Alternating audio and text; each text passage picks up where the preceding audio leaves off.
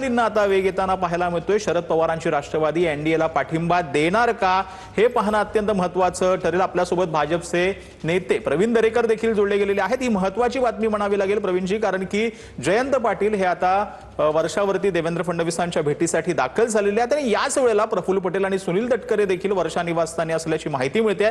तर पवारांच्या राष्ट्रवादीमधूनच आमदारांचा असा एक सूर आहे की आपण एनडीएला पाठिंबा दिला पाहिजे। काय सांगा?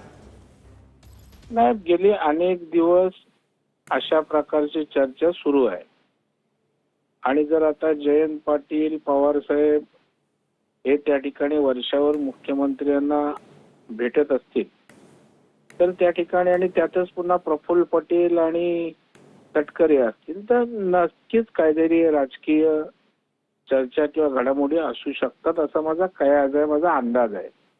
परंतु ते आता मुख्यमंत्र्यांच्या रोलमध्ये कामासंदर्भात असं एकत्रितपणे अचानक भेटायचं काही प्रयोजन असायचं कारण वाटत नाही। त्याच्यामुळे निश्चितपणे राष्ट्रवादीचे शरद पवार साहेबांच्या आमदारांची मानसिकता एनडीए सोबत जाण्याची असल्याचं आपण ऐकलंय, माध्यमातून या ठिकाणी आम्ही पाहिलंय आणि त्याच्यामुळे अशा प्रकारचं जर उद्या घडलं तर त्यामध्ये काही आश्चर्यकारक किंवा वेगळं काय असावं असं मला वाटत नाही।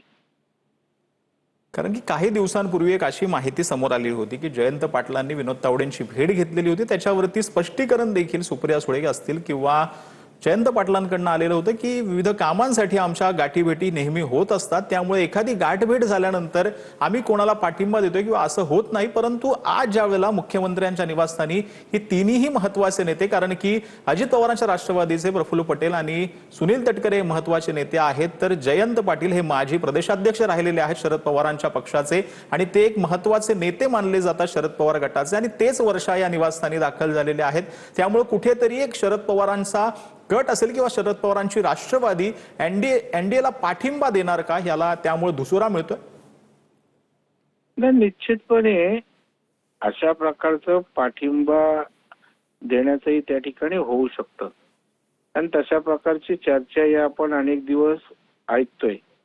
परंतु शेवटी आता पवार साहेब एक ज्येष्ठ आणि बुजुर्ग अशा प्रकारचे मुत्सद्दी नेते आहेत। देवेंद्रजी पण आपण त्यांना मुत्सद्दी त्या ठिकाणी मांडतो, त्यामुळे दोन्ही नेते एकत्र भेटतायत। त्याच्यामुळे त्यांच्यामध्ये काय नेमकं ठरणार आहे ते तुम्ही आणि मी त्या ठिकाणी अंदाज व्यक्त करू शकत नाहीये।